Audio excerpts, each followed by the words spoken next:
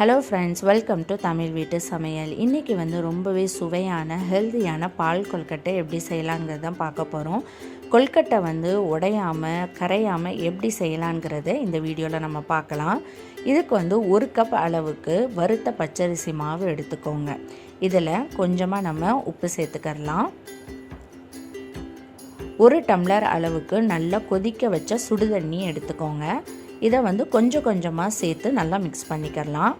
எதுக்கு நம்ம சுடுதண்ணி ஆட் பண்ணுறோம்னா, இந்த தண்ணி ஆட் பண்ணும் போதே மாவு நல்லா உங்களுக்கு வெந்துடும். ஸோ அதனால் நம்ம கொதிக்கிற பாலில் உருண்டை பிடிச்சு போட்டோம்னா உங்களுக்கு அந்த உருண்டை கரையாது, உடையாது, உங்களுக்கு அதே ஷேப்பில் இருக்கும். அதுக்காக தான் நம்ம சுடுதண்ணி ஆட் பண்ணுறோம். ஸோ சுடுதண்ணி கொஞ்சம் கொஞ்சமாக சேர்த்துக்கோங்க. கூடவே கொஞ்சமாக பச்சை தண்ணியை ஆட் பண்ணி நல்லா நம்ம இதை மிக்ஸ் பண்ணிக்கலாம்.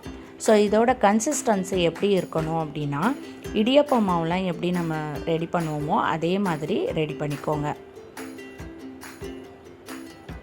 இன்கேஸ் ரொம்ப தண்ணியாக போயிடுச்சு அப்படின்னா இன்னும் கொஞ்சம் அரிசி மாவு போட்டு நல்லா மிக்ஸ் பண்ணி ரெடி பண்ணிக்கோங்க.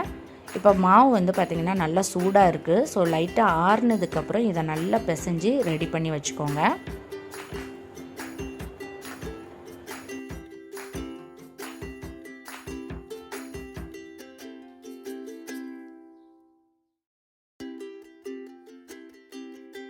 இப்போ மாவு லைட்டாக ஆறிடுச்சு. இப்போ சின்ன சின்ன உருண்டைகளை பிடிச்சு ரெடி பண்ணிக்கிறலாம். ஸோ அந்த உருண்டைகளில் எந்த ஒரு விரிசலும் இருக்கக்கூடாது. அந்த அளவுக்கு நல்லா வலுவலுன்னு பிடிச்சு ரெடி பண்ணிக்கோங்க.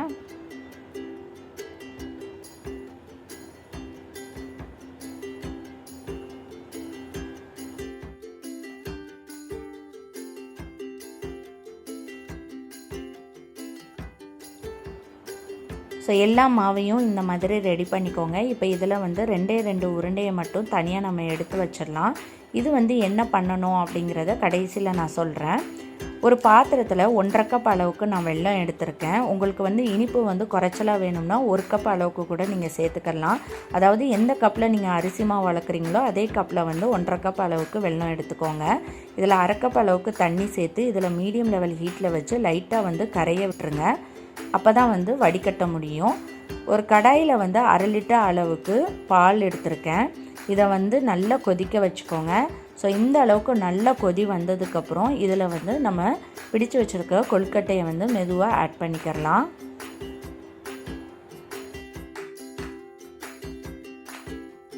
எல்லா கொழுக்கட்டையும் சேர்த்ததுக்கப்புறம் உடனே கரண்டியை போட்டு மிக்ஸ் பண்ணாமல் ஒரு 30 செகண்ட்ஸ் அப்படியே விட்டுட்டு அதுக்கப்புறம் லைட்டாக மிக்ஸ் பண்ணி விட்டுருங்க.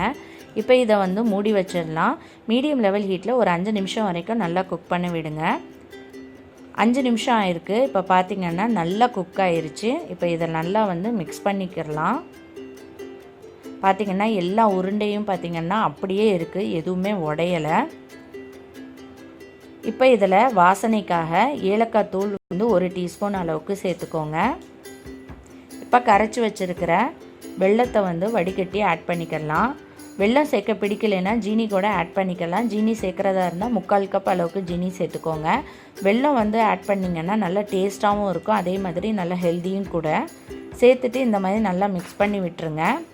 இப்போ நம்ம எடுத்து வச்சுருக்கிற அந்த மாவு உருண்டை இருக்குது பாருங்கள், அதை லைட்டாக தண்ணியில் கரைச்சிக்கிறலாம். கரைச்சிட்டு இந்த பால் கொல்கட்டையோடு சேர்த்துக்கிறலாம். இந்த மாதிரி சேர்க்கும் போதும் உங்களுக்கு பால் கொல்கட்டை கொஞ்சம் லைட்டாக கெட்டியாக இருக்கும். அதுக்காக தான் நம்ம ஆட் பண்ணுறோம். சேர்த்துட்டு இந்த மாதிரி நல்லா மிக்ஸ் பண்ணிக்கோங்க.